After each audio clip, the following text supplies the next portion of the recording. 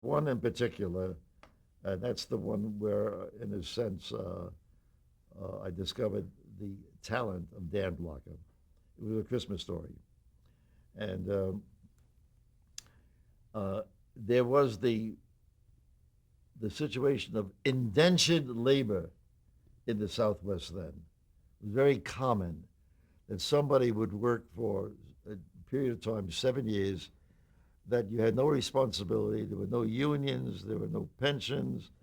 Uh, you could do anything to that person, there was no recourse from the law. And in this story, uh, such a man, deaf mute, a poor, pathetic man, but a giant physically, was being whipped daily by his employer, who was really his master. He wanted more work out of him, more work out of him, more work out of him. And finally, enraged, uh, the giant turns on him and strangles him.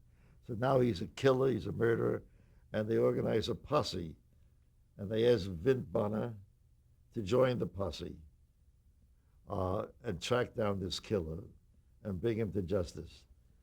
Meantime, simultaneously, it's Christmas Eve, and in the little church in the Southwest Village, uh, their children are celebrating the Advent with the pinata, the loaded container with all the goodies in it, cookies and everything else.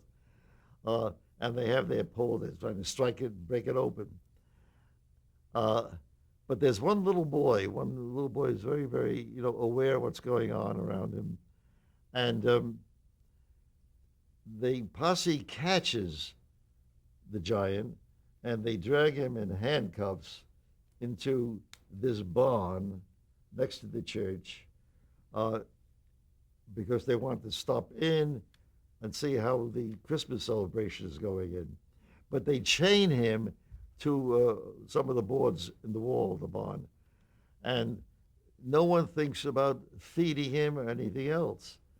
Meantime, they break the pinata inside the church, and the little boy picks up a big cookie, and he takes a bite out of it, and then he realizes, but what about that giant? Because he had seen them bring him into the courtyard and into the barn. Who's feeding him? And so he sneaks out of the church with his big cookie and goes into the barn, sneaks into the barn, an opening where one of the boards had been pulled out, and we see the giant in there straining, and he finally yanks himself loose. And there the boy is in there, and the sheriff, Vin Bonner, all to their horror, see what has happened. It's too late. He's already inside. And the giant is loose. And he's going to kill this little boy. So they rush in, guns drawn. And instead of seeing the little boy in danger, they see a little boy breaking pieces of his cookie, but the giant is still in handcuffs, and feeding them to the giant.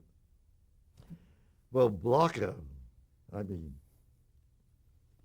So when it came to writing the part of Haas Cartwright, I wrote it with Blocker in mind.